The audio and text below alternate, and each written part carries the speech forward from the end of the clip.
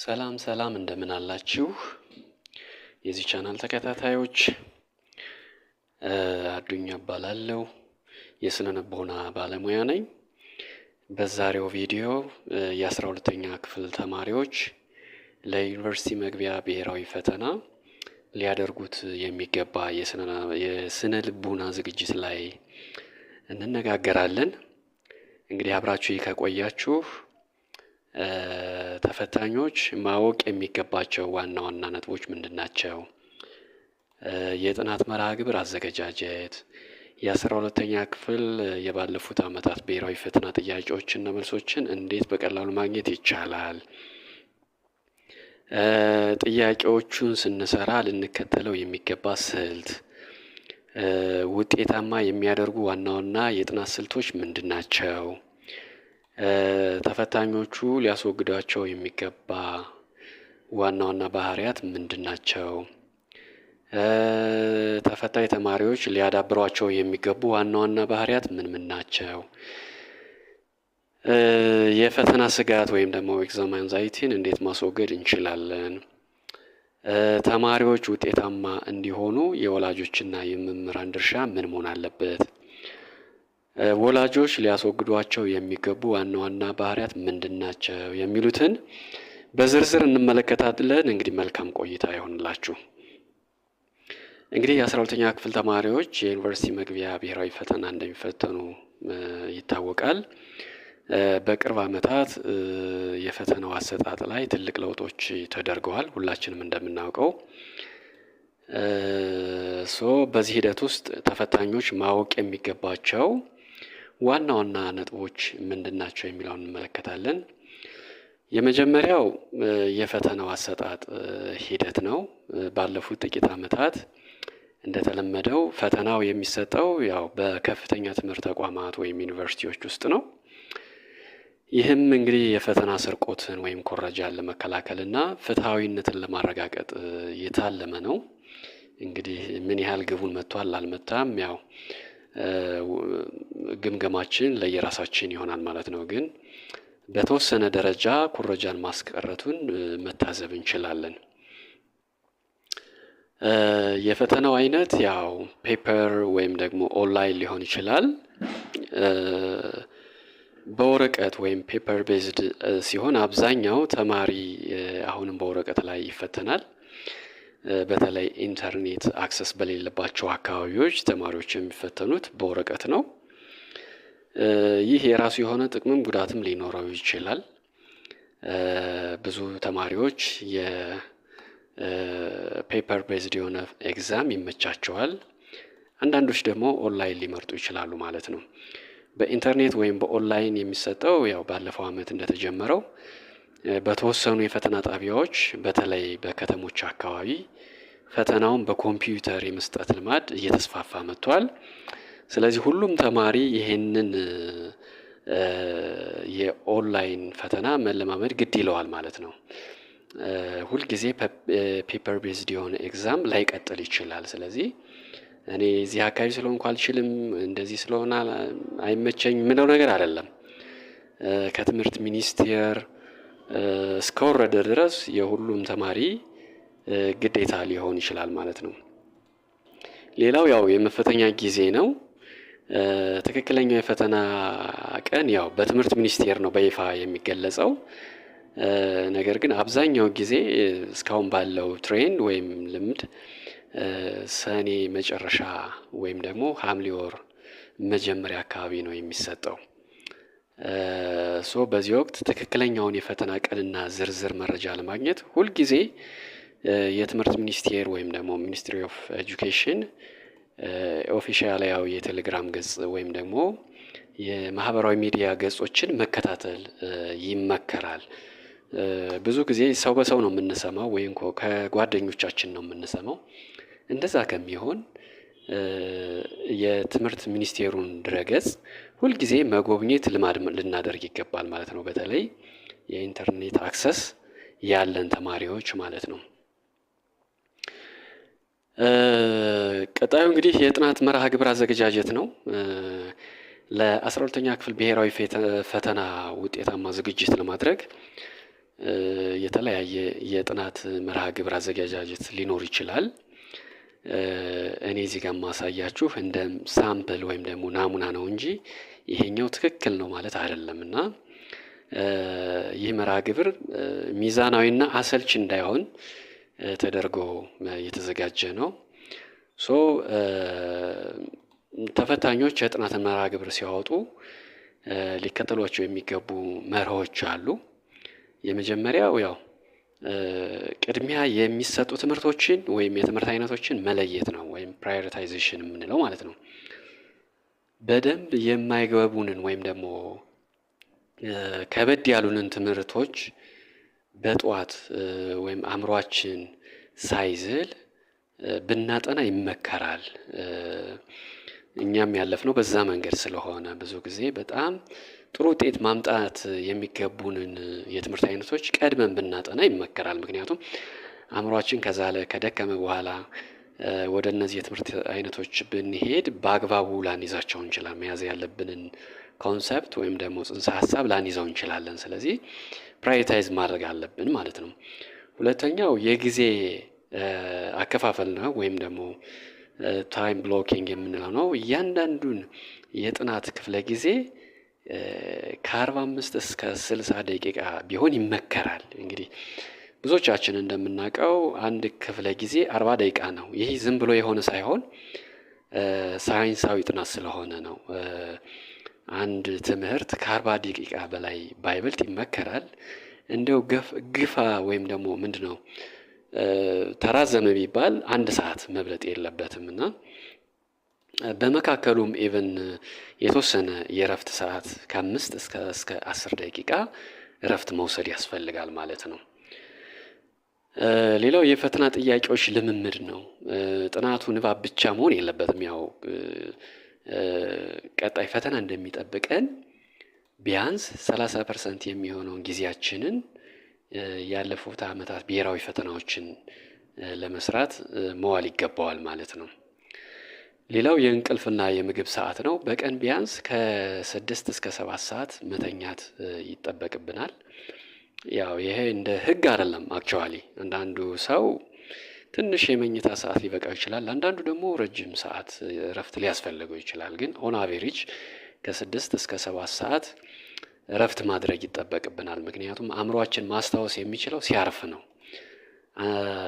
አእምሯችን በቂ እረፍት ካላረገ የምናጠናቸውን ነገሮች በቀላሉ ላናስታውስ እንችላለን ማለት ነው። ስለዚህ በቂ እንቅልፍ ማድረጋችንን መዘንጋት የለብንም ማለት ነው። እንግዲህ ይሄ ለሳምፕል የተቀመጠ የጥናት መርሃ ግብር ነው። እንደው እንደምንሻ እንድትወስዱት ነው የሳምንታዊ የጥናት መርሃ ግብር ናሙና በሚል ያስቀመጥኩትና እንግዲህ 2 አይነት ነው እስካሁን ያለው። የተፈጥሮ ሳይንስ እና የሶሻል ሳይንስ ተማሪዎች ነው ያለ ነው። እዚህ ጋር ያዘጋጀሁት ለተፈጥሮ ሳይንስ ተማሪዎች ነው። ለምሳሌ ሰኞ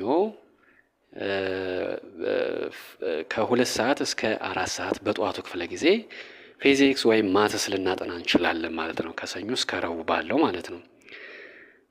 ከሰኞ እስከ ረቡዕ ባለው ጠዋት ሁልጊዜ ከ2 ሰዓት እስከ 4 ሰዓት ፊዚክስ እና ማትስ፣ ከሐሙስ እስከ ቅዳሜ ደግሞ ባዮሎጂ እና ኬሚስትሪ ልናጠና እንችላለን። እሁድ ደግሞ ያው የክለሳ ቀን ብናደርገው ይመከራል። ጠዋት ላይ ማለት ነው። ጠዋት የሳምንቱን የምንከልስበት ቢሆን ጥሩ ነው። ከ2 ሰዓት እስከ 4 ሰዓት ባለው ማለት ነው። ረፋድ ላይ ረፋድ የሚባለው እንግዲህ በተለምዶ ከ4 ሰዓት ተኩል እስከ 6 ሰዓት ተኩል ያለው ነው። በዚህ ሰዓት እንግሊዝኛና ሌሎች ሲቪክስ ምናምን ልናጠና እንችላለን። ከሰኞ እስከ ቅዳሜ ባለው ማለት ነው። ያው እናንተ ስለሚታያችሁ ነው። እንግሊዝኛ ግራመር ልናጠና እንችላለን። ሲቪክስ ወይም ሰዓት ልናጠና እንችላለን። እሁድ ያለፉ ፈተናዎችን ብንከልስ የተሻለ ይሆናል ማለት ነው። ረፋድ ላይ ከ4 ሰዓት ተኩል እስከ 6 ሰዓት ባለው ማለት ነው።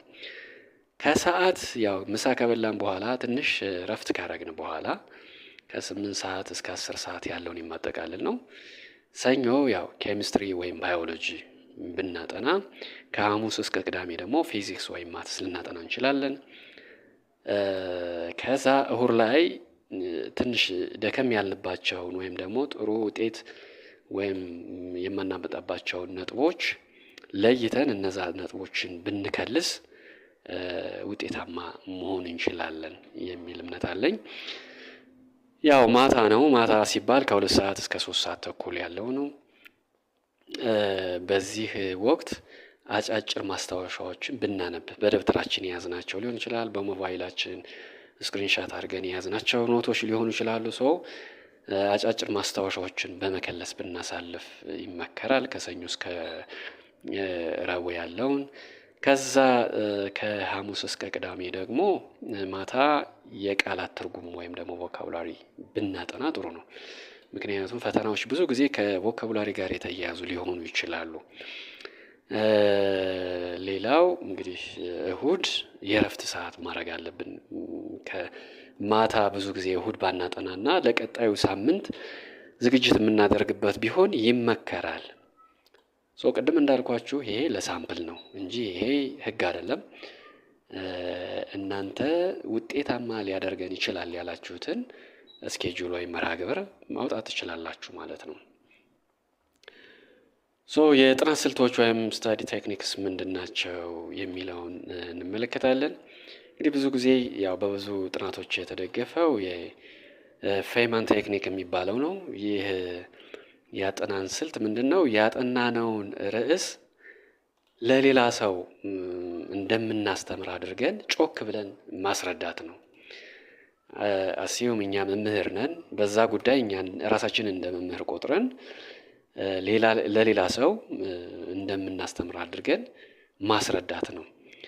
እንግዲህ በዛ ወቅት ማስረዳት ካልቻል ወይም ደግሞ ካልተገለጸልን ክፍተቱን አውቀን ተመልሰን ማንበብ አለብን በዛ ርዕሰ ጉዳይ ላይ ማለት ነው። አንዱ ቴክኒክ ይሄ ነው። ሁለተኛው አክቲቭ ሪኮል ይባላል። መጽሐፉን ዘግተን ያነበብነውን ለማስታወስ መሞከር። ዝም ብሎ ደጋግሞ ማንበብ ብቻውን ውጤታማ ላይ ያደርገን ይችላል። ስለዚህ ምንድነው ለማስታወስ መሞከር፣ ምንድነው ያጠናሁት፣ እስካሁን ያሳለፍኩት ክፍለ ጊዜ ምንድን ነበር የሚለውን ለማስታወስ መሞከር ነው።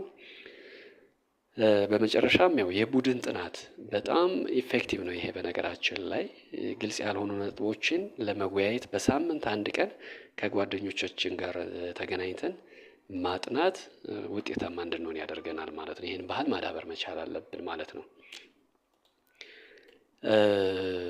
ሌላው እንግዲህ አራተኛው ነጥብ በፈተና ወቅት ትኩረት ልናደርግባቸው የሚገቡ ነጥቦች ምን ምንድን ናቸው የሚለውን ነው የማቀርብላችሁ። የመጀመሪያው ታይም ማኔጅመንት ነው ወይም የሰዓት አጠቃቀም ነው። ታይም ማኔጅመንት ሲባል ራሱ በፈተና ወቅት ማለት ነው። በፈተና ወቅት ለአንድ ጥያቄ ከ1 ደቂቃ በላይ ላለማጥፋት ጥረት ማድረግ አለብን። ያው እንደ ፈተና ሁኔታ ሊለያይ ይችላል። በእርግጥ አንዳንዱ ጥያቄ በጣም ሰፊ ጊዜ ሊወስድ ይችላል። አንዳንዱ ደግሞ በሰከንዶች ውስጥ ሊያልቅ ይችላል። የሰዓት አጠቃቀማችንን መፈተሽ አለብን፣ ከዚህ ቀደም የተሰሩ ፈተናዎችን በማየት ማለት ነው። ሌላው ብዙዎቻችን ችላ የምንለው በፈተና ወቅት ኢንስትራክሽን ማንበብ ነው ወይም መመሪያ ማንበብ ነው። ጥያቄዎችን መስራት ከመጀመራችን በፊት ኢንስትራክሽኑን በጥንቃቄ ማንበብ አለብን። አንዳንድ መመሪያዎች ወይም ኢንስትራክሽኖች ተማሪውን ሊሸውዱት ይችላሉ እና መለማመድ አለብን፣ እንደ አንድ ስራ መቁጠር አለብን ማለት ነው። ሌላው ያው የአፕቲቲዩድ ቴስት ላይ መለማመድ መቻል አለብን። ይህ ፈተና ብዙ ጊዜ ተማሪዎችን ስለሚፈታተን በየቀኑ ቢያንስ ለ30 ደቂቃ ያህል አመክንዮአዊ ጥያቄዎችን መለማመድ ይገባል። በነገራችን ላይ እንዲህ አይነቱ ልምምድ ለፈተና ብቻ ሳይሆን ለቀጣይ ህይወታችንም ይጠቅመናል። እንደ ቀላል አልነው። እኔ በግሌ እደግፈዋለሁ። ይሄ በጣም ሁላችንም ቢሆን መለማመድ ያለብን ፈተና ነው። እንግዲህ ትልቁ ስኬት የሚመጣው መርሃ ግብሩን አውጥቶ ግድግዳ ላይ በመለጠፍ ሳይሆን ወይም ደብተራችን ውስጥ በማስቀመጥ ሳይሆን በየቀኑ በተግባር በመተርጎም ነው። ይሄ ኮንሲስተንሲ ያስፈልገናል ማለት ነው። መርሃ ግብር አውጥቻለሁ ለማለት ብቻ መሆን የለበትም። ልማድ ልናደርገው ይገባል ማለት ነው። ይሄንን ስናደርግ ውጤታማ መሆን እንችላለን ማለት ነው። የ12ኛ ክፍል የባለፉት ዓመታት ብሔራዊ ፈተና ጥያቄዎችን እና መልሶቻቸው በተለያየ መንገድ ይገኛሉ። እነሱ እንዴት ነው የምናገኘው ነው? የ12ኛ ክፍል የባለፉት ዓመታት ብሔራዊ ፈተናዎችን እና ጥያቄዎችን ከነመልሶቹ በተለያየ መንገድ ሊገኝ ይችላል። በተለያየ የሶሻል ሚዲያ ፕላትፎርም ሊገኙ ይችላሉ። የተለያዩ ዲጂታል አማራጮችን በመጠቀም መለማመድ እንችላለን ማለት ነው። እነዚህን ፈተናዎች ማለት ነው። ዋና ዋና ምንጮች የሚከተሉት ናቸው። የመጀመሪያው የተለያዩ ቴሌግራም ቻናሎች ናቸው። እንግዲህ ብዙ ተማሪዎች ቴሌግራም ይጠቀማሉ። በጣም ታዋቂ መንገድ ነው የቴሌግራም አማራጭ።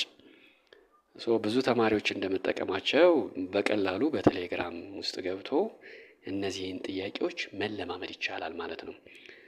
ለአብነት እነዚህን መጠቀም ይቻላል። ኢንትራንስ ኤግዛም ፕሪፓሬሽን የሚል አለ፣ ኢትዮ ኤግዛም አለ፣ 12 ግሬድ ማቴሪያልስ አለ፣ የራሱ ደግሞ የሚኒስትሪ ኦፍ ኤጁኬሽን ይፋዊ ድረገጽ አለ። እነዚህን በመጎብኘት የተለያዩ ፈተናዎችን መስራት እንችላለን ማለት ነው። ሌላው የሞባይል መተግበሪያዎች አሉ። በጉግል ፕሌይ ስቶር ውስጥ የሚገኙ የተለያዩ መተግበሪያዎች አሉ። እነዚህ መተግበሪያዎች ኢንተርኔት እንኳን ባይኖር ሊሰሩ የሚችሉ ናቸው። እነዛን ሞባይላችን ላይ በመጫን ፈተናዎችን መስራት እንችላለን ማለት ነው። እና ለአብነትም የኢትዮጵያ ዩኒቨርሲቲ ኢንትራንስ ኤግዛም የሚል አለ። ሁለተኛው ደግሞ ግሬድ 12 ኢንትራንስ ፕሪፓሬሽን የሚል አለ። እነዚህን አፖች መጠቀም እንችላለን ማለት ነው። እነዚህ አፖች እንግዲህ ከ2000 ዓመተ ምህረት ጀምሮ ያሉ ጥያቄዎችን በየትምህርት አይነቱ ከፋፍለው ይይዛሉ ማለት ነው። ሌላው ያው ድረገጾች ናቸው።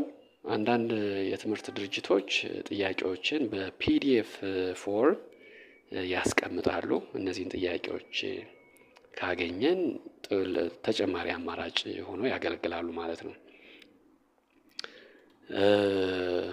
የፈተናዎች አገልግሎት ያው ኤጁኬሽናል አሰስመንት ኤንድ ኤግዛሚኔሽን ሰርቪስ አልፎ አልፎ መመሪያዎችንና የናሙና ጥያቄዎችን ይለጥፋሉ።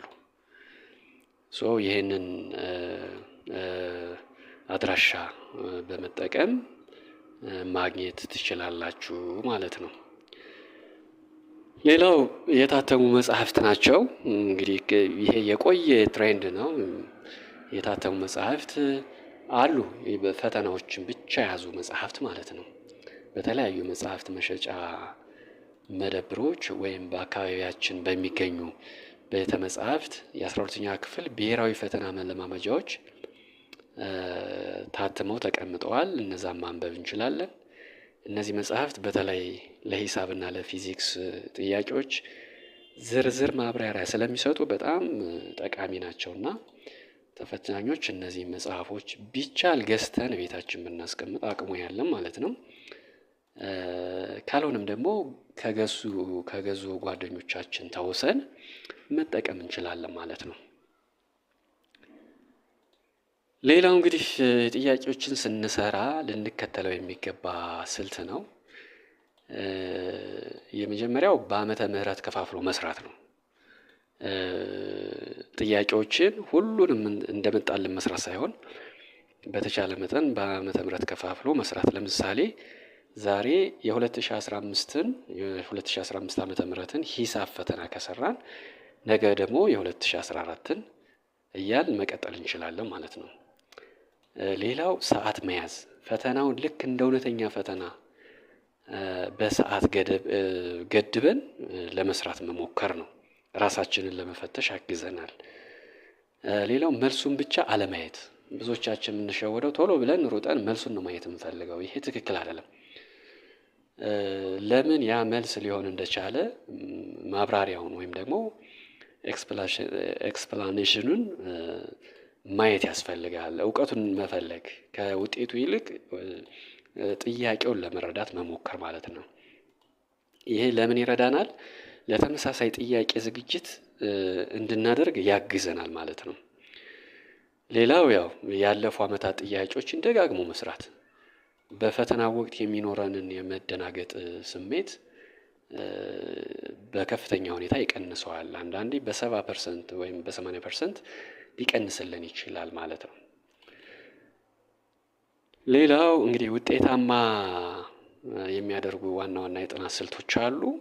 ከላይ በገለጽኩላችሁ ስልት በተጨማሪ ለ12ኛ ክፍል ብሔራዊ ፈተና መዘጋጀት ያው ብዙ ጥያቄዎችን ከመስራት ባለፈ አእምሮአችን መረጃዎችን በብቃት እንዲቀበልና እንዲያስታውስ የሚያስችሉ ስልቶችን መጠቀምን ይጠይቃል። እንግዲህ ውጤታማ ተማሪዎች የሚጠቀሙባቸው ዋና ዋና የጥናት ስልቶች የሚከተሉት ናቸው። የመጀመሪያው አክቲቭ ሪኮል ይባላል። ነገሮችን በንቃት ማስታወስ። ይህ ስልት ያው መጽሐፉን ደጋግሞ ከማንበብ ይልቅ አእምሮአችን መረጃውን ፈልፍሎ እንዲያወጣ የማስገደድ ዘዴ ነው። እንዴት ነው የሚተገበረው ስንል አንድን ርዕስ ካነበብን በኋላ መጽሐፉን ዘግተን ያነበብነውን በወረቀት ላይ መጻፍ ወይም ደግሞ በቃላችን ለመናገር መሞከር ማለት ነው። ይሄ ለምን ይጠቅማል? የትኛውን ክፍል በደንብ እንዳወቅንና የትኛው ላይ ክፍተት እንዳለብን ወዲያውኑ እንድናውቅ ያግዘናል ማለት ነው። ሁለተኛው ክፍተት ያለው ድግግሞሽ ወይም ደግሞ ስፔስድ ሪፒቴሽን ይባላል። ሁሉንም ትምህርት በአንድ ቀን ከማጥናት ይልቅ የተወሰነ የጊዜ ክፍተት እየሰጡ መከለስ መረጃው ወደ ረጅም ጊዜ ትውስታ ወይም ደግሞ በሳይኮሎጂ ሎንግ ተርም ሜሞሪ የሚባለው እንዲሸጋገር ያደርጋል ማለት ነው። እንዴት መተግበር እንችላለን ስንል ያው ዛሬ ያጠናነውን ትምህርት ከ2 ቀን በኋላ ከዚያ ከ1 ሳምንት በኋላ ከዚያ ደግሞ ከ1 ወር በኋላ መከለስ ማለት ነው። ሌላው የፖሞዶሮ ቴክኒክ መጠቀም ነው። እንግዲህ ይሄ ቴክኒክ ብዙ ጊዜ በተለያዩ የዓለም ክፍል በሚገኙ ተማሪዎች ይተገበራል። ምንድነው ይሄ? ትኩረታችን ሳይበታተን ረጅም ሰዓት ለማጥናት የሚረዳ የጊዜ አጠቃቀም ስልት ነው። ይህንን መተግበር የምንችለው እንዴት ነው? ለ25 ደቂቃ በጥልቅ እናጠናለን። ከዛ ለ5 ደቂቃ እረፍት እንወስዳለን። ይህንን 4 ጊዜ ከደገምን በኋላ ረዘም ያለ የ20 ደቂቃ እረፍት እናደርጋለን ማለት ነው። ይህ ለምን ይጠቅማል? አእምሮአችን እንዳይዝልና ንቁ ሆኖ እንዲቆይ ያደርጋል ማለት ነው። ሌላው ከላይ የገለጽኩላችሁ የፌይማን ዘዴ ነው። አንድን ነገር በቀላሉ ለማስረዳት ካልቻል በደንብ አልተረዳነውም የሚል ድምዳሜ ላይ እንድንደርስ ያደርገናል እና በዚህ መሪ መሰረት ይሄንን ስልት በመጠቀም ማጥናት እንችላለን። ምንድነው ይሄ? ያጠናነው ርዕስ ምንም እውቀት ለሌለው ትንሽ ልጅ እንደምናስረዳ አድርገን ማብራራት ማለት ነው። ለምን ይጠቅመናል ስንል ውስብስብ የሆኑ የሳይንስና የሂሳብ ህጎችን በቀላሉ እንድንረዳ ያደርገናል። ብዙ ጠቀሜታ አለው ይሄ። በተለይ አሁን ብዙ ጊዜ አይታችሁ ከሆነ ክፍል ውስጥ ፕሬዘንት የሚያደርጉ ተማሪዎች የሚያስረዱ ተማሪዎች ብዙ ጊዜ ውጤታማ ናቸው። ለምንድነው? ራሳቸውን እንደ መምህር ስለሚቆጥሩ ነው። ስለዚህ ሁላችንም ቢሆን ራሳችንን እንደ መምህር አድርገን መቁጠር አንዱ ውጤታማ እንድንሆን የሚያደርገን ነው። ሌላው ስዕላዊ መግለጫዎችን መጠቀም ቪዥዋል ኤድስ ኤንድ ማይንድ ማፒንግ የሚባለው ነው። እርግጥ ነው ብዙዎቻችን የየራሳችን ስልት ሊኖረን ይችላል። አንዳንዱ ማድመጥ ብቻ የሚፈልግ አለ፣ በማድመጥ ውጤታማ የሚሆን አለ። አንዳንዱ በመጻፍ ውጤታማ የሚሆን አለ፣ ኖት በመያዝ።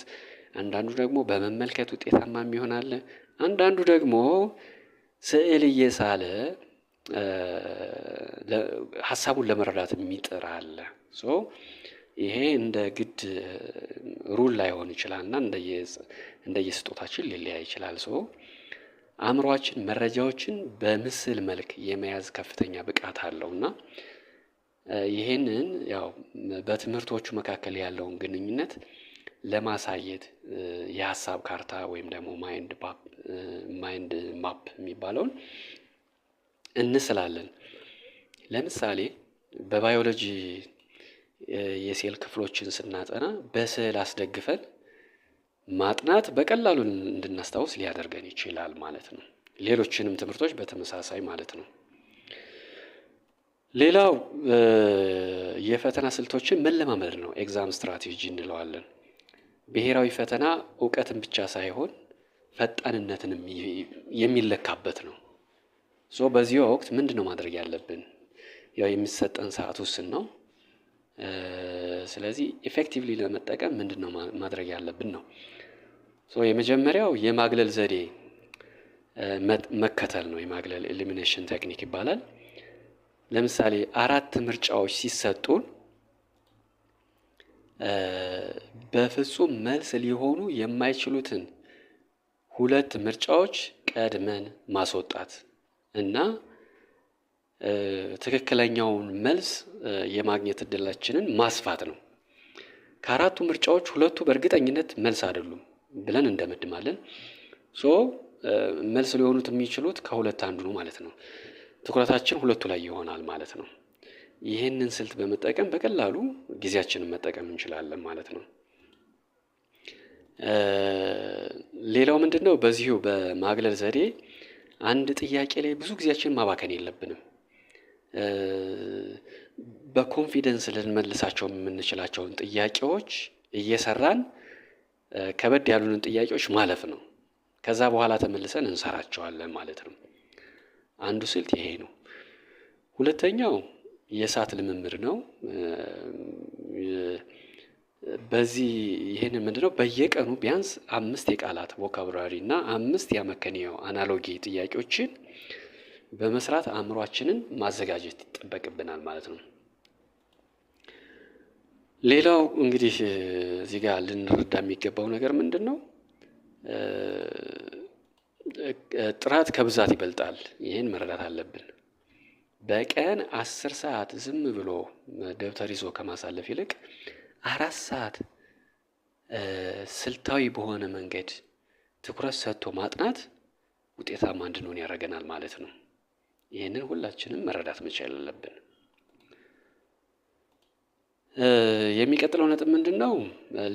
ልናስወግዳቸው የሚገቡ ዋና ዋና ባህሪያት ናቸው። እንግዲህ 12ኛ ክፍል ብሔራዊ ፈተና ውጤት ላይ ተጽዕኖ የሚያሳድሩት የምናጠናቸው ትምህርቶች ብቻ ሳይሆኑ የስነ ልቦና ዝግጅታችንና የምናሳየው ባህሪያት ጭምር ናቸውና ተፈታኞች ስኬታማ እንዳይሆኑ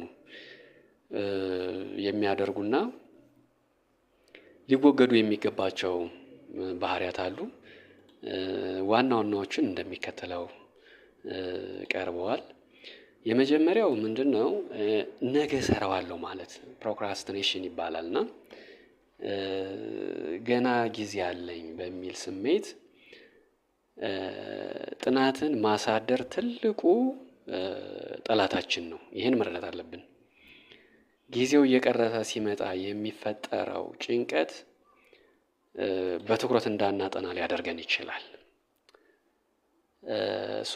ለዚህ መፍትሄው ምንድነው?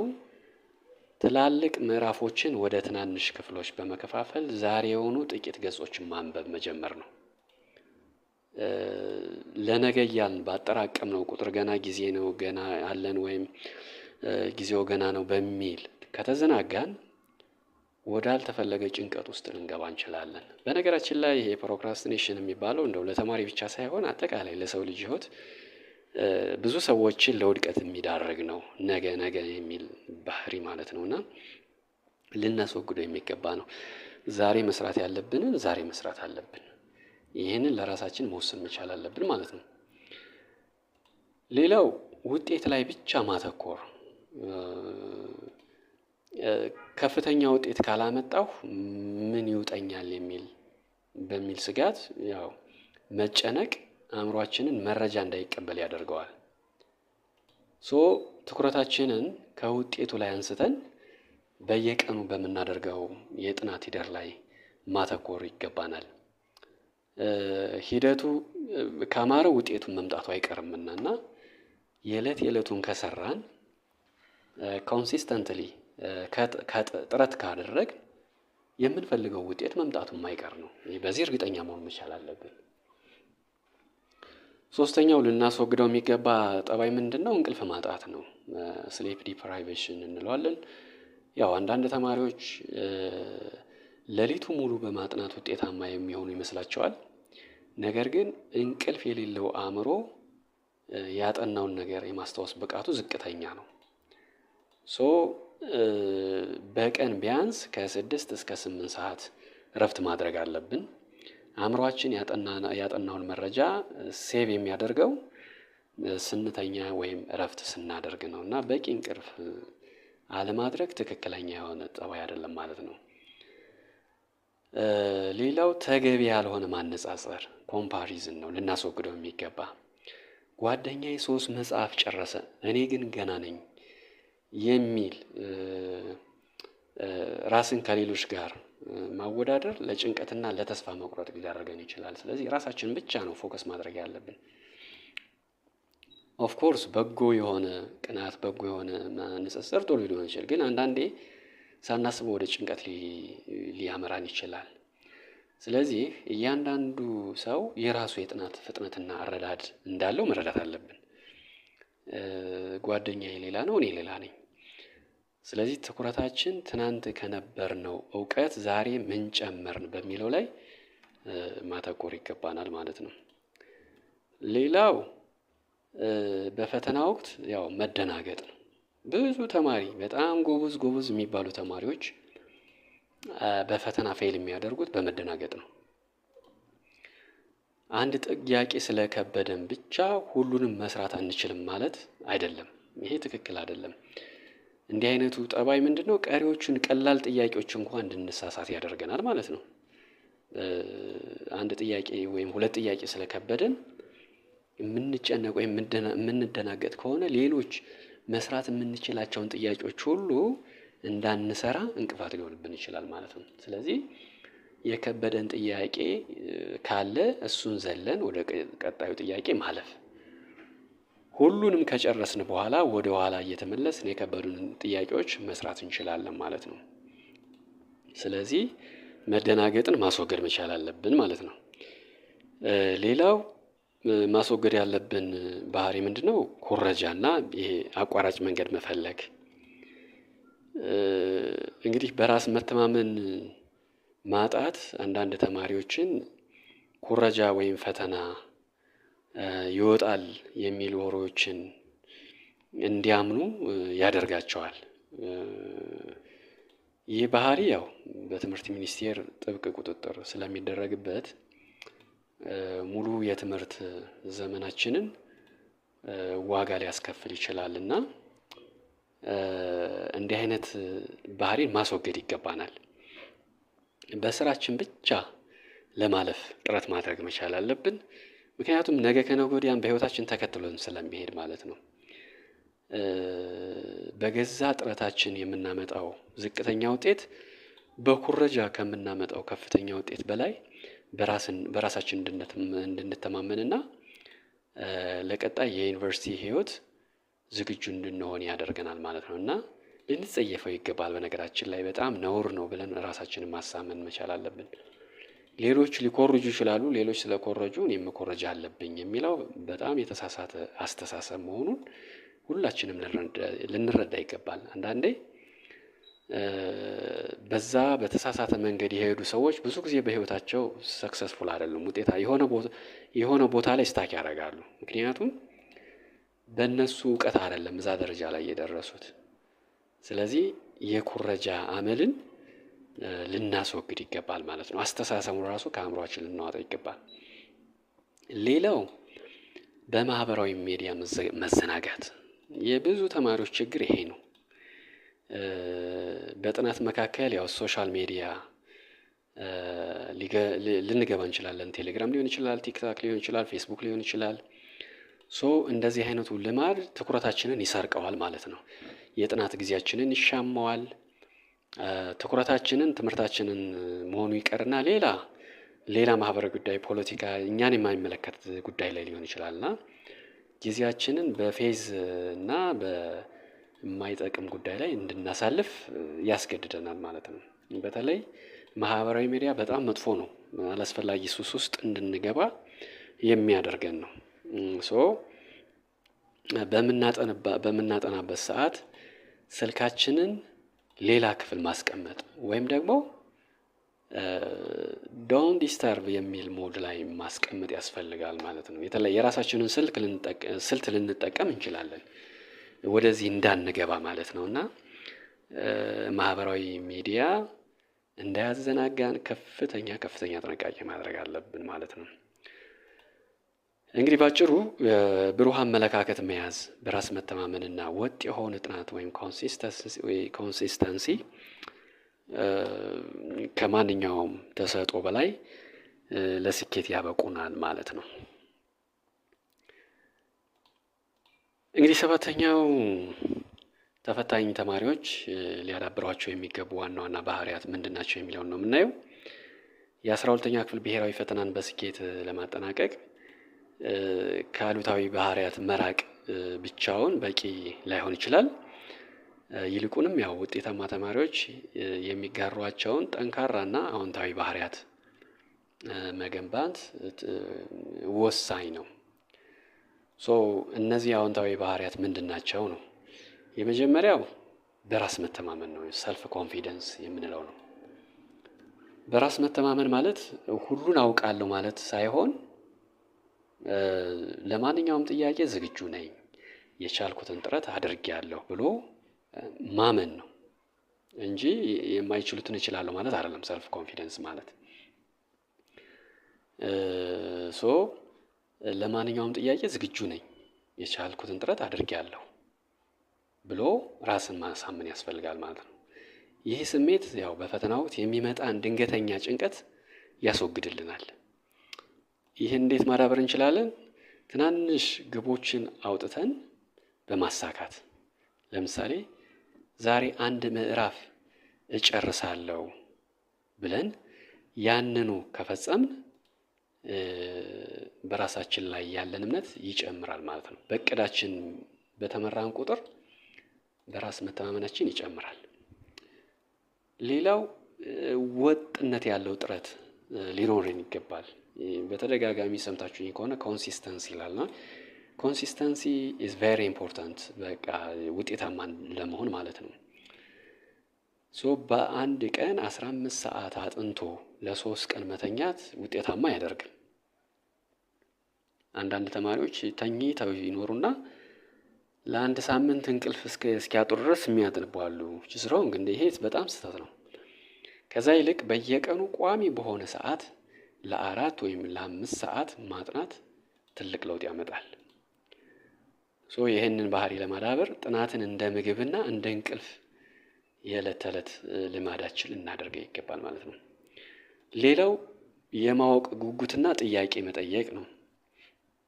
የማይገቡንን ነጥቦች ዝም ብለን ማለፍ የለብንም። ውጤታማ ተማሪዎች ብዙ ጊዜ ግልጽ ያልሆነላቸውን ነገር መምህሮቻቸውን ወይም ጓደኞቻቸውን ከመጠየቅ ወደ ኋላ አይሉ።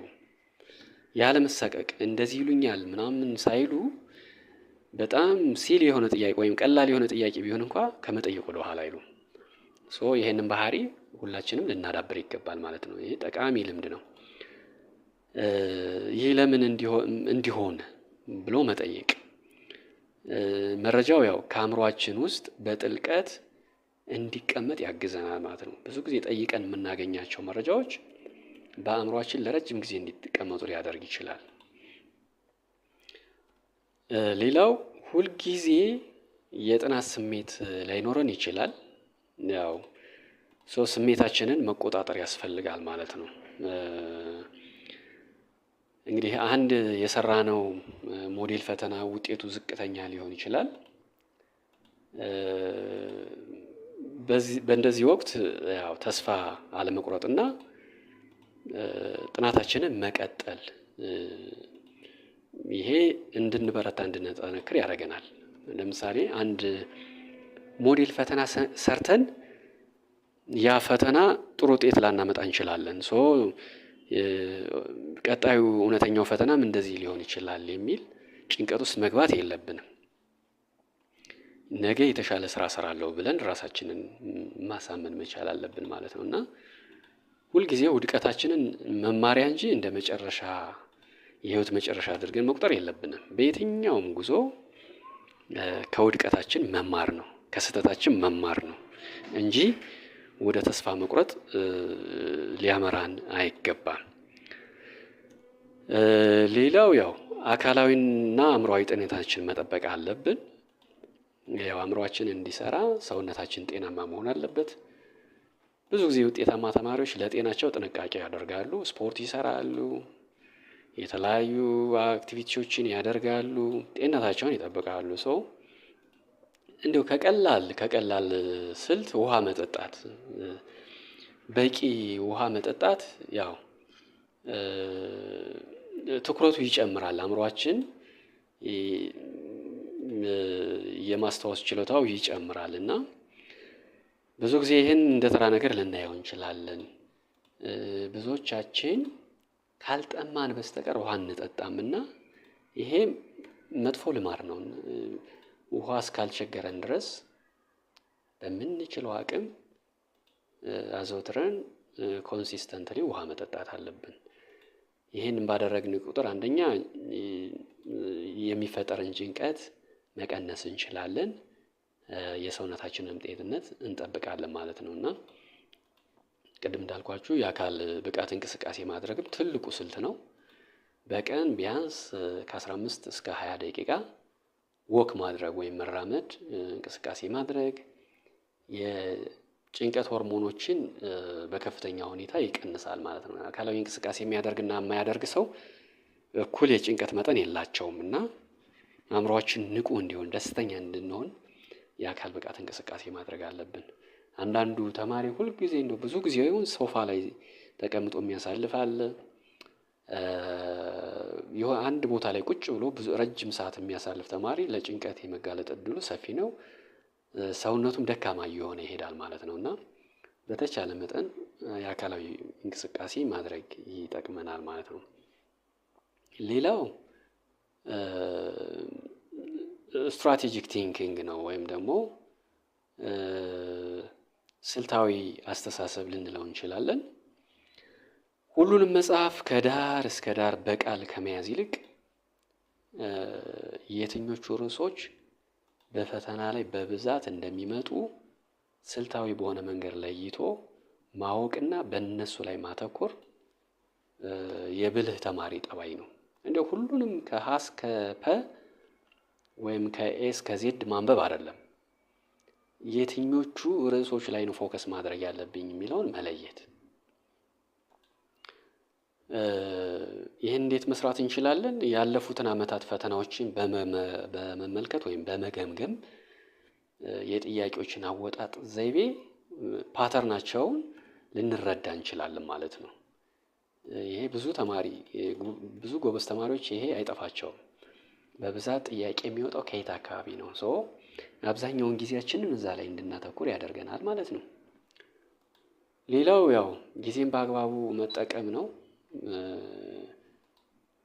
ለጥናት፣ ለምግብ፣ ለእረፍትና ለእንቅልፍ የተመጣጠነ ጊዜ መስጠት ይገባል። ይሄ እንግዲህ የአንድ ጎበዝ ተማሪ ብቃት ማሳያ ነው። ሰዓትን ወይም ጊዜን በአግባቡ መምራት ማለት ነው።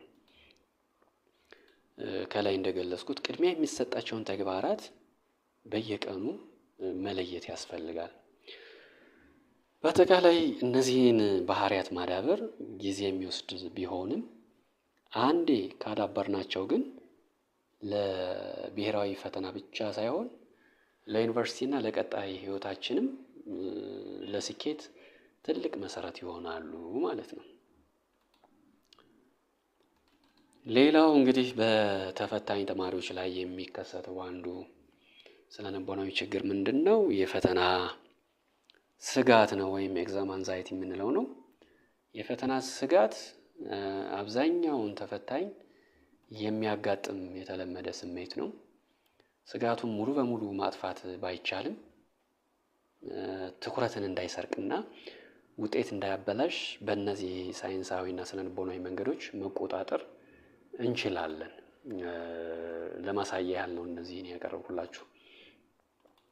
የመጀመሪያው ምንድነው? የዝግጅት ደረጃን ማሳደግ ነው። የተዘጋጀ ሰው የፈተና ስጋቱን ይቀንሳል። እንግዲህ ፍርሃት አብዛኛውን ጊዜ የሚመጣው ያልሸፈንኳቸው የትምህርት ክፍሎች አሉ ከሚል ስጋት ነው። ሁሉንም አላነበብኩትም ብሎ ካሰበ አእምሯችን የመደናገጥ ስሜት ሊፈጥር ይችላል እና በደንብ የተዘጋጀንባቸውን ርዕሶች ዘርዝረን መጻፍ፣ የተወሰነ ነገር ማወቃችንን እና ያንን ማጠናቀቃችንን በራስ መተማመናችንን ስሜት እንዲጨምር ያደርጋል ማለት ነው። ያለፉ ፈተናዎችን መስራት አንዱ ስልት ነው። እውነተኛውን የፈተና ድባብ ለመለማመድ ሰዓት አጠቃቀማችን ያለፈው ፈተናዎችን መስራት ሊረዳን ይችላል እና ውጤታችን እየተሻሻለ ሲመጣ ፍርሃታችን እየቀነሰ ይሄዳል ማለት ነው። ማለት ያለፉ ፈተናዎችን በምንሰራበት ጊዜ ፐርፎርም የምናደርገውን እንፈትሸዋለን ራሳችንን። ስለዚህ የዝግጅት ደረጃችንን ባሳደግን ቁጥር ስጋታችንን ወይም ጭንቀታችንን እንቀንሳለን ማለት ነው። ሁለተኛው የአስተሳሰብ ለውጥ ማምጣት ነው። ሪፍሬሚንግ ታውትስ ይባላል። ያው አእምሯችን በወድቅስ የሚል ጥያቄ ሲያቀርብልን እኛ ደግሞ ባልፍስ በሚል አዎንታዊ ጥያቄ መተካት ማለት ነው። ለምን ሁልጊዜ መውደቅን እናስባለን? ማለፍን አስበን ስለ ቀጣዩ ህይወታችን ምንድነው ማድረግ ያለብን የሚለው ላይ ነው ፕላን ማድረግ ያለብን ማለት ነው። አዎንታዊ የሆነውን አስተሳሰብ ማጎልበት፣ በወድቅስ የሚለው አስተሳሰብ ትኩረት በሰጠነው ቁጥር መስራት ያለብንን እንዳንሰራ ሊያደርገን ይችላል እና ፈተናውን እንደ ዕዳ ሳይሆን ያጠናነውን የምናሳይበት መልካም አጋጣሚ ወይም እድል አድርገን መቁጠር ያስፈልጋል ማለት ነው። ከምንም በላይ ደግሞ ያው ውጤት ላይ አለማተኮር ነው። ስለመጨረሻው ውጤት ወይም ለምሳሌ 600 ማምጣት ወይም የሆነ ፕላን ያደረግነውን ውጤት ከማሰብ ይልቅ ዛሬ ስለምናጣው ወይም ዛሬ ስለምናጠናው አንድ ርዕስ ዛሬ ብቻ ፎከስ ማድረግ።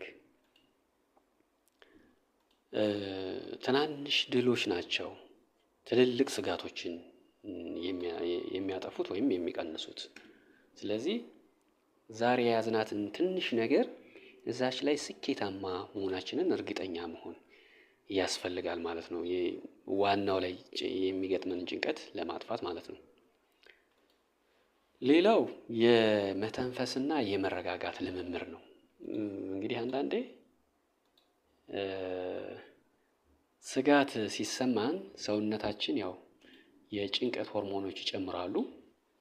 ይህንንም በአካላዊ እንቅስቃሴ ማርገብ ይቻላል። ያተነፋፈስ ዘዴንም ማዳበር ያስፈልጋል። አሁን እንደዚህ ሲባል አንዳንዱ ተማሪ ፌዝ ሊመስለው ይችላል፣ ግን ተፈጥሮ የሰጠን ጸጋ ትልቅ ሀብት ነው። መተንፈስ ቀላል አይደለምና ፌል እናደርገዋለን። ለምንድነው ብዙ ጊዜ ረጅም ትንፋሽ የምንተነፍሰው? ሪሊፍ ይሰጠናል፣ ለአእምሯችን እረፍት ይሰጣል እና በአግባቡ መተንፈሳችንን እርግጠኛ መሆን፣ በቂ ያተነፋፈስ ስርዓት፣ ኖርማል የሆነ ያተነፋፈስ ስርዓት መኖሩን ማረጋገጥ ያስፈልጋል ማለት ነው እና ለ4 ሰከንድ በጥልቀት ወደ ውስጥ መተንፈስ፣ ለ4 ሰከንድ መያዝ፣ ከዛ ለ4 ሰከንድ በቀስታ ወደ ውጭ መተንፈስ። ይህ ያው ለአእምሯችን ሰላም ይሰጣል ማለት ነው እና ይህንን እስኪ ሞክሩት። እንግዲህ ለ4 ሰከንድ ወደ ውስጥ ማስገባት፣ ለ4 ሰከንድ መያዝ፣ ከዚያም ለ4 ሰከንድ በቀስታ ወደ ውጭ መተንፈስ። እነዚህ ልምምዶች ያው በውስጣችን የሚፈጠሩ አላስፈላጊ ጭንቀቶችን ይቀንስልናል ማለት ነው። ሌላው መረጃዎችን በጥንቃቄ መምረጥ ያስፈልጋል። በፈተና ሰሞን ብዙ የሚናፈሱ ወሬዎች አሉ። ፈተናው ከባድ ነው፣ ኩረጃ ተይዟል፣ ወይም ደግሞ ፈተና ወጥቷል፣ የዘንድሮ ፈተና ለየት ይላል፣ ከባድ ነው። ብዙ አእምሯችን የሚያስጨንቁ አላስፈላጊ ወሬዎች ሊናፈሱ ይችላሉ። እንደዚህ አይነት ወሬዎችን መስማት የለብንም። ትኩረታችን ቅድም እንዳልኳችሁ ጥናታችንና ጥናታችን ላይ ብቻ መሆን መቻል አለበት። እንደዚህ ሁኔታ በሚገጥመን ሰዓት ያው ወሬ ከሚያበዙ ጓደኞች መራቅና አብረውን ከሚያጠኑና ከሚያበረታቱን ጋር ጊዜ ማሳለፍ የተሻለ ነው። ሶሻል ሚዲያ ላይ የሚለቀቁ ያልተረጋገጡ መረጃዎችን አለመከታተል።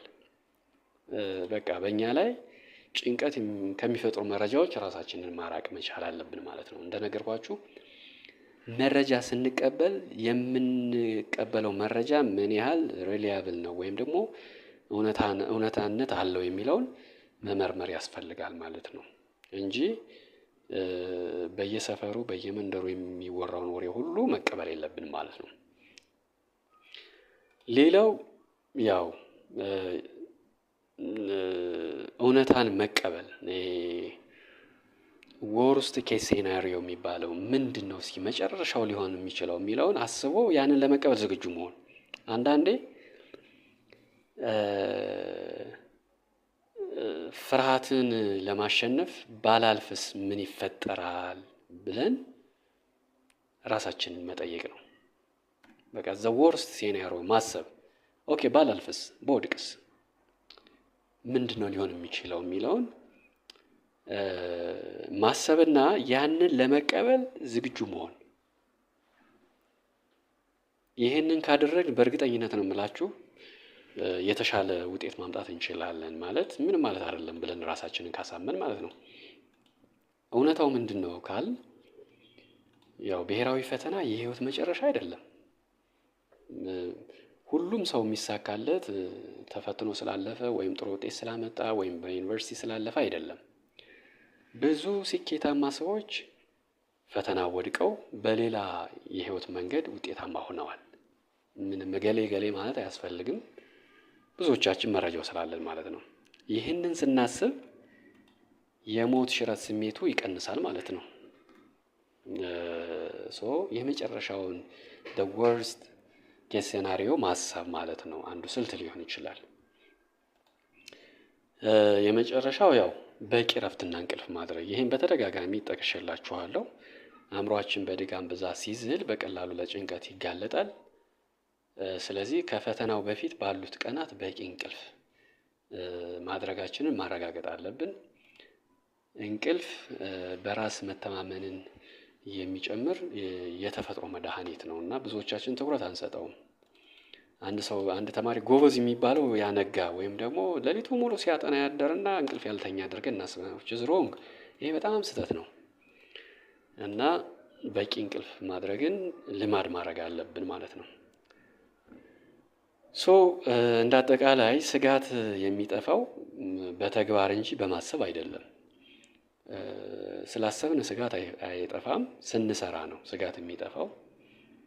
በተግባር ስንሰራ ነው ስጋታችን የሚጠፋው። ስጋት ሲሰማን መጽሐፋችንን ገልጠን አንድ ጥያቄ መስራት እንጀምር።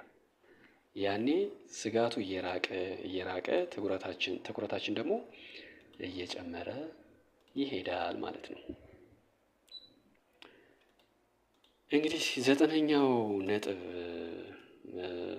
እዚህ ጋር ላጋራችሁ የምፈልገው ምንድነው፣ ተማሪዎች ውጤታማ እንዲሆኑ የወላጆችና የመምህራን ድርሻ ምንድነው የሚለው ነው። የ12ኛ ክፍል ብሔራዊ ፈተና የተማሪው ብቻ ሳይሆን የወላጆችና የመምህራን ጥምር ውጤት ነው። ተማሪው ውጤታማ እንዲሆን እነዚህ አካላት ወሳኝ ሚና ወይም ድርሻ አላቸው። የወላጆች ድርሻ ምንድን ነው ስንል የመጀመሪያው ምንድን ነው? ተስማሚ የጥናት አካባቢ መፍጠር ነው። ከአንድ ወላጅ የሚጠበቀው ልጃቸው ጥሩ ውጤት እንዲያመጣ ተስማሚ የሆነ የጥናት አካባቢ መፍጠር አለባቸው። ይህ ማለት እንግዲህ ተማሪው ያለ ረብሻና ጫጫታ የሚያጠናበት ጸጥ ያለ ቦታ ያስፈልገዋል። ይሄ እውነታ ነው።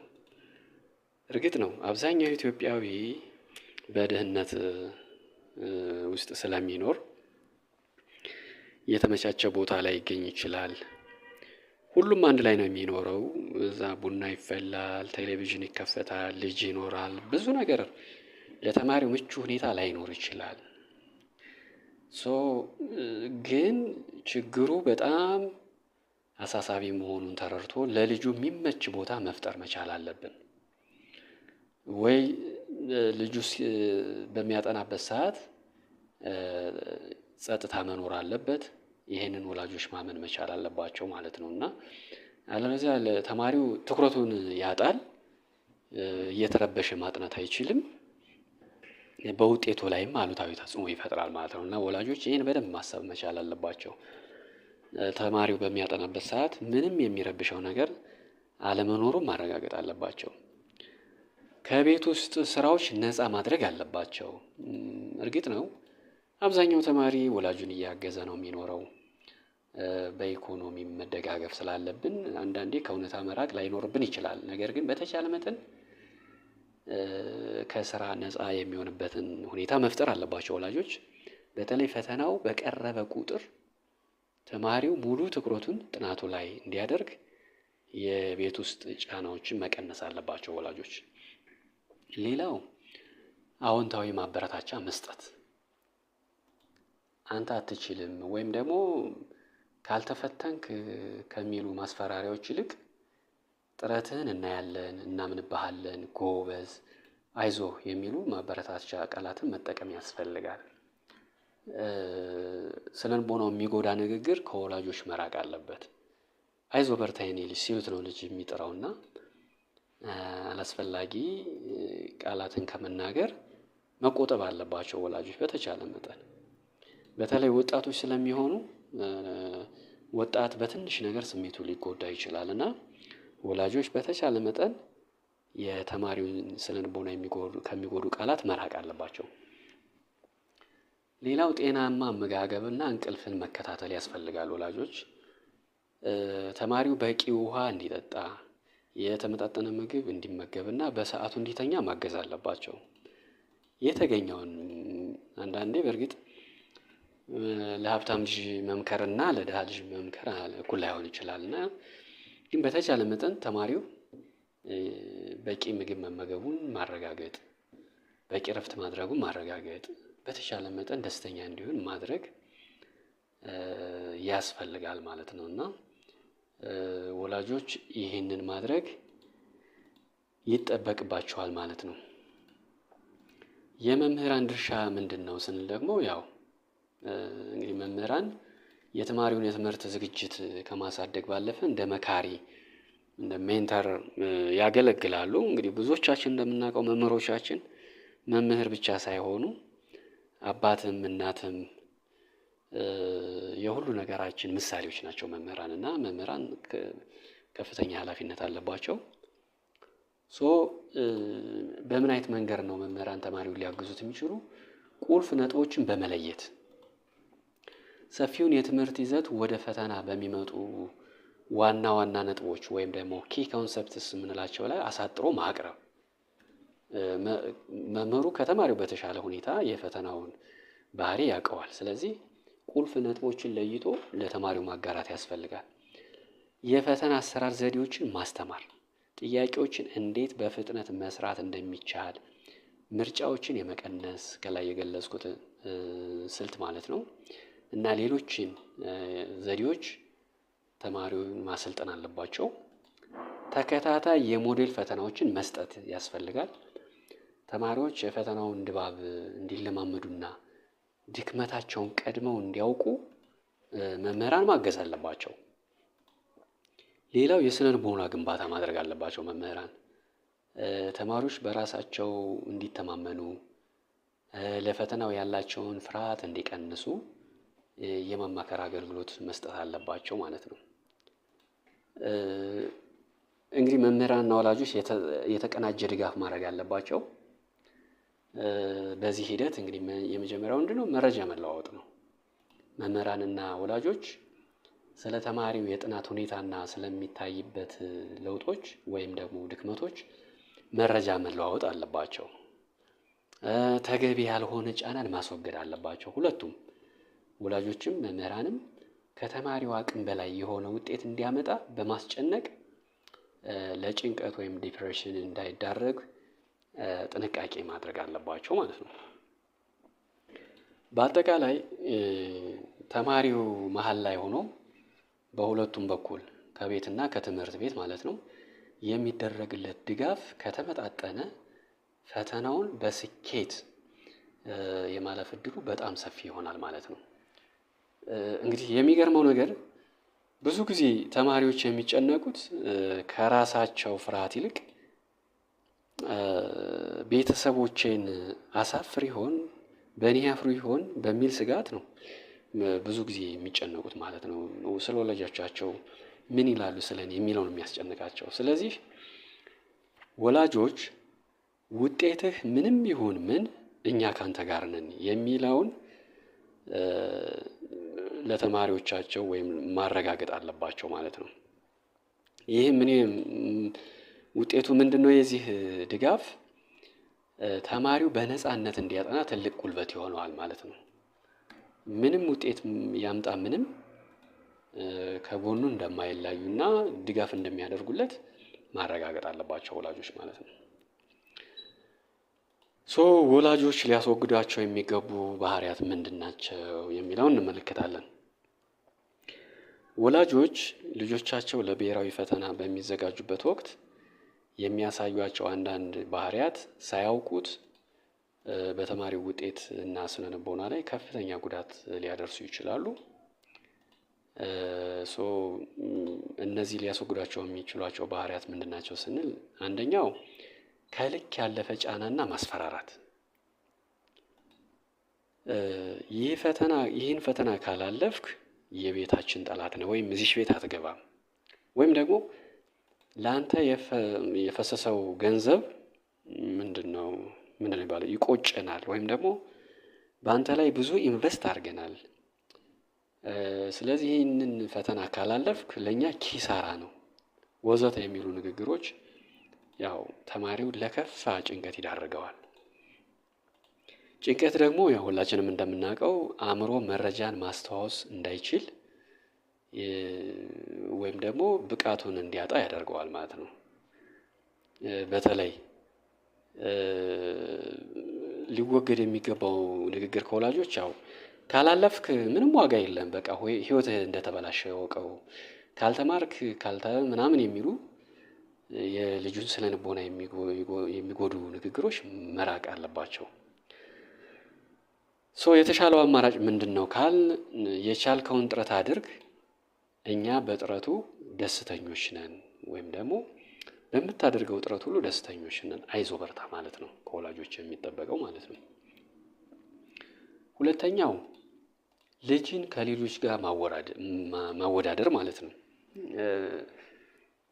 ኮምፓሪዝን ነው አንዱ በተማሪዎች ላይ ትልቅ ጫና የሚፈጥረው። የገሌ ልጅ ዩኒቨርሲቲ ገባች አንተ ግን ያው በማለት ያው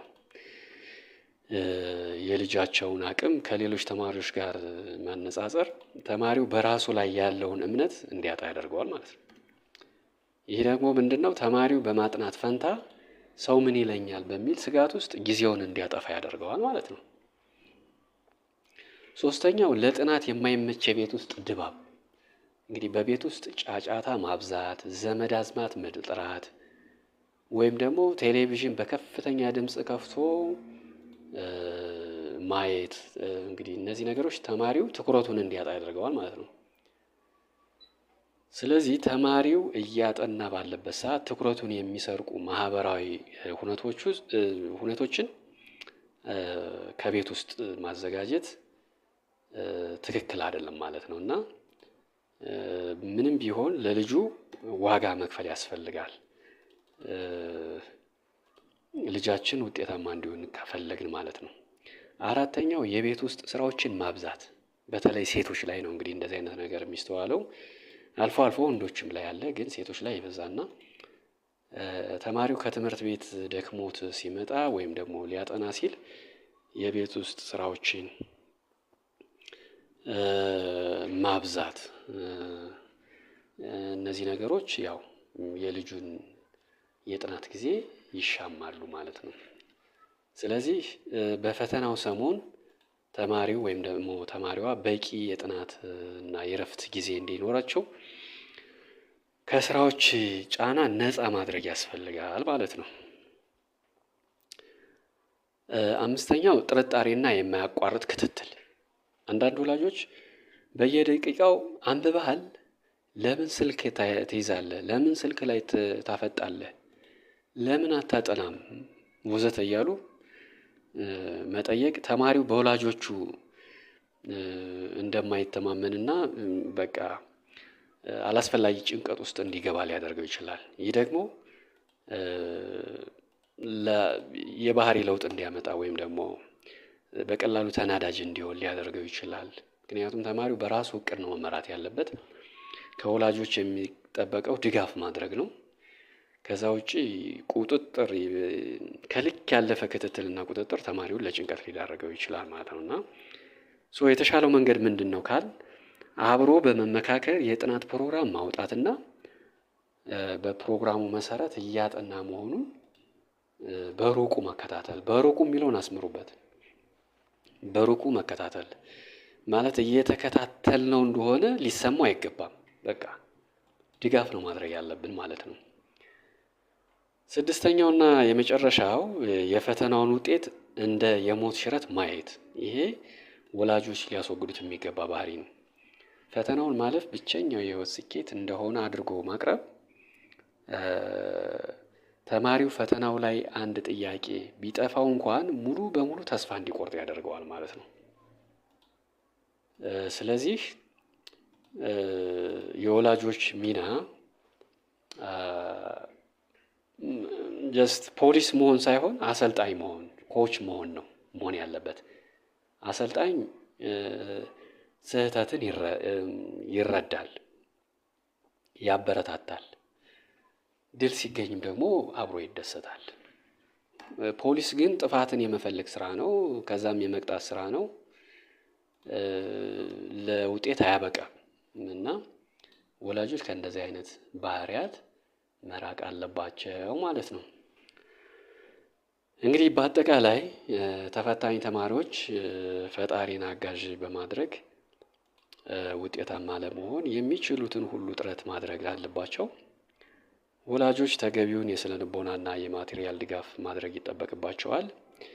ከዚህ ባለፈ የሰው ሕይወት መንገድ አማራጩ ብዙ ነውና አብዝቶ መጨነቅ ተገቢ ስላልሆነ ዛሬ ላይ ብቻ ትኩረት አድርጎ መስራት ይገባናል ማለት ነው።